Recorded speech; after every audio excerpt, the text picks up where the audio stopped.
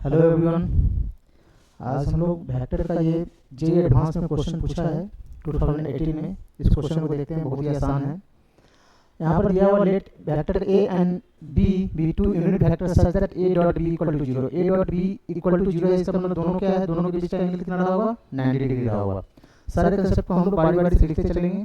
For some x y x comma y belongs to real let vector C equal to x a vector a plus y vector b plus a cross b vector a cross b. If modulus of vector c equal to 2, then vector c is inclined at the same angle alpha to both vector alpha vector a और b पे same inclination है alpha angle से। then value of 8 cos square alpha is, देखिए इसको जो दिया हुआ है उससे हम लोग चलते हैं। गिवन दिया हुआ है, गिवन दिया हुआ according to question a dot b equal to कितना, जीरो दिया हुआ है। इसका मतलब है कि दोनों के बीच का एंगल कितना रहा होगा। इसका मतलब यहाँ से angle between a and vector a and b equal to कितना, 90 डिग्री। सही है। वो कैसे होगा ये तो पता है ना, mod of A mod of b, दोनों के बीच का एंगल cos थीटा और डॉट प्रोडक्ट में, तो ये यूनिट वेक्टर दिया तो 1 1 cos theta equal to zero. तो जीरो कब आएगा, जब हमारे पास थीटा जो होगा 90 डिग्री होगा तब जीरो आ जाएगा। यहाँ से थीटा हम फाइंड कर लिए। अब बोल रहा है vector C equal to x A Y B plus A cross b. तो पहले इसमें देखिए, और ये जो इंक्लाइन है सी जो है दोनों के साथ वेक्टर ए और बी दोनों के साथ क्या है, अल्फा एंगल पे इंक्लाइन है। मतलब देखिए अब क्या करते हैं हम लोग, नाउ सी कितना दिया होगा, vector C equal to x vector a y vector b plus A cross b. सही है। अब इसको मल्टीप्लाई कर देते हैं, टेकिंग डॉट प्रोडक्ट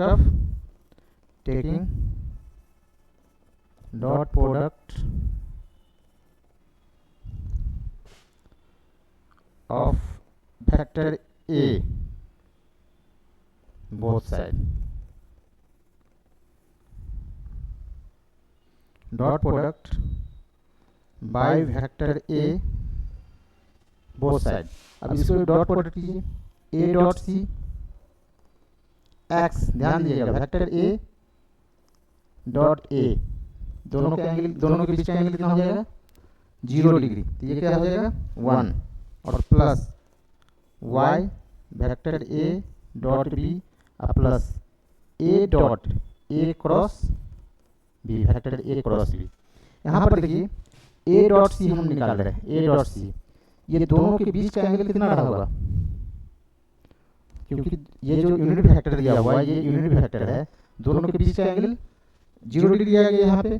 तो मॉड ऑफ ए और कॉस 0 1, तो इसको डायरेक्ट हम सिर्फ 1 लिख सकते हैं, और इसको कितना लिख सकते हैं, 0 लिखेंगे, क्योंकि ए डॉट बी दिया हुआ है 0। ऐसे भी सोच सकते हैं, या फिर दोनों के बीच का एंगल 90 डिग्री है, इस कारण से ये 0 होगा। और ये देखिए डॉट ट्रिपल प्रोडक्ट पढ़े होंगे, डॉट ट्रिपल प्रोडक्ट में क्या होता है, a dot A cross b, अगर दो एक जैसा मिल गया तो उसका इसको बॉक्स प्रोडक्ट भी बोलते हैं, 0 आ जाता है।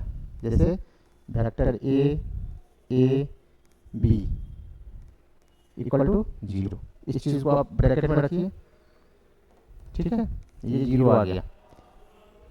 सही है ना, ये भी 0 आ गया, तो हमारे पास बचा कितना, ये वाला पार्ट भी 0। तो यहाँ से a dot C equal to X आ गया। चाहे तो यहाँ से एंगल भी निकाल सकते हैं, क्योंकि c incline with both a and b with same angle alpha. यहाँ से a डॉट सी हम निकाल ही लेते हैं। इसको देखिए मॉड ऑफ a कर सकते हैं, mod of c cos alpha equal to x. इसका वैल्यू मॉडुलस ऑफ ए कितना, यूनिट वेक्टर है, और c का जो है देखिए यहाँ पर दिया हुआ मॉडुलस ऑफ c दिया हुआ 2, तो यहाँ पर क्या लिखेंगे, c के जगह पे 2 लिखेंगे, इसके जगह पे 2 cos alpha equal to x.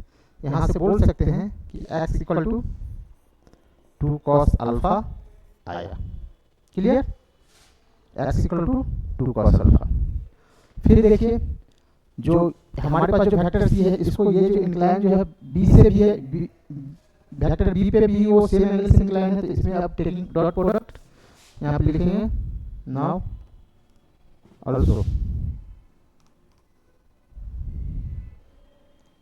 also taking dot product by vector b both side, दोनों साइड वेक्टर b से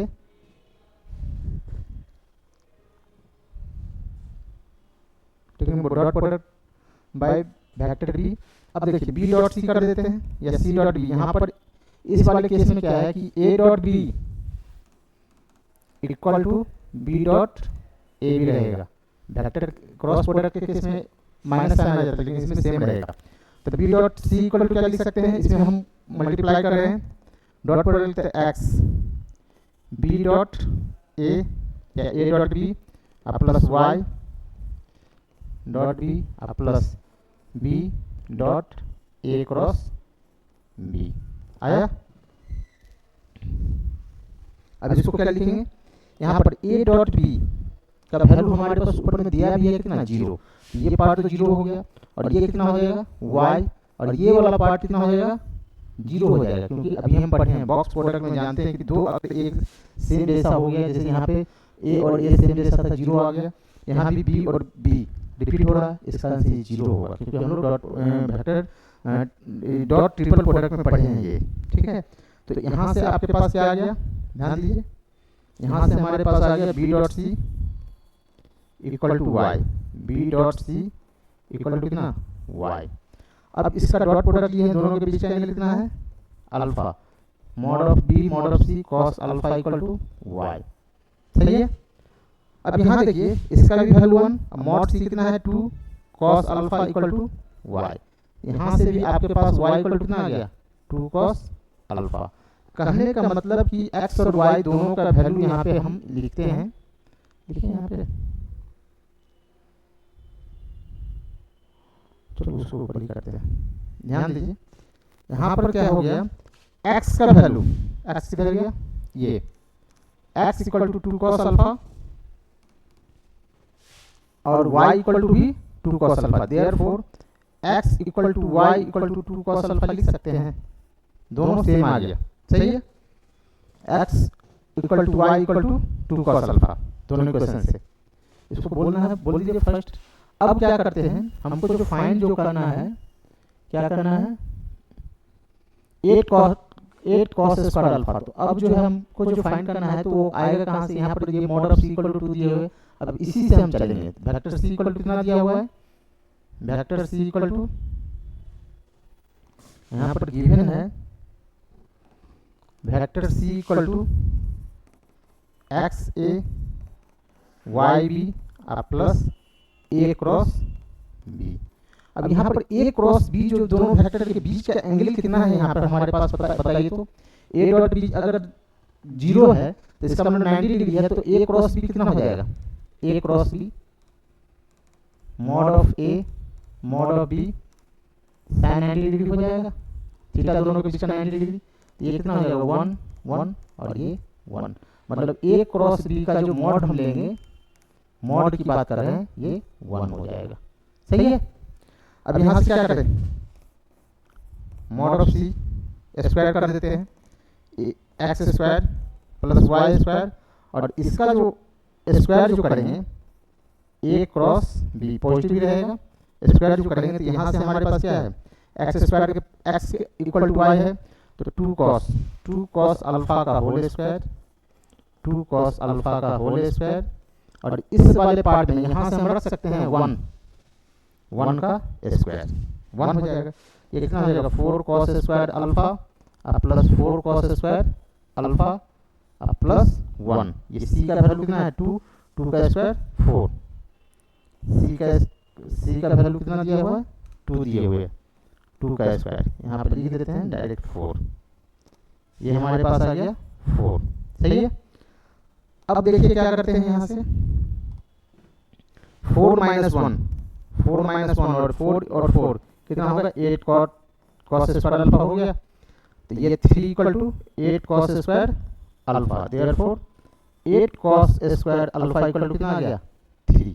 यही हमको फाइंड करना था, यही हमारा आंसर हो गया। 8 cos square alpha equal to 3 हमारा रिक्वायर्ड आंसर हो गया। ये देखिए और इसको प्रॉपर तरीके से लिखिए। इसको ऐसे करते हैं, जूम इन जूम आउट।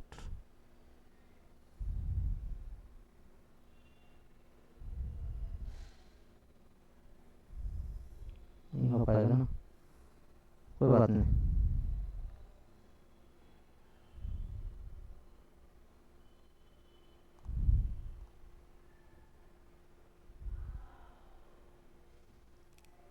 ये हमारा क्वेश्चन का सलूशन था, सही है, दिख रहा है इसे। ये IIT JEE में पूछा हुआ है, IIT JEE में ये 2018 में एडवांस का क्वेश्चन है ये, ठीक है ना। तो बस इस क्वेश्चन में कंसेप्ट का यूज करके हम लोग ऐसे ही सॉल्व करेंगे, आसान था, ठीक है। और भी क्वेश्चन है उसको सॉल्व कीजिएगा, हम लोग बात करेंगे। Thank you.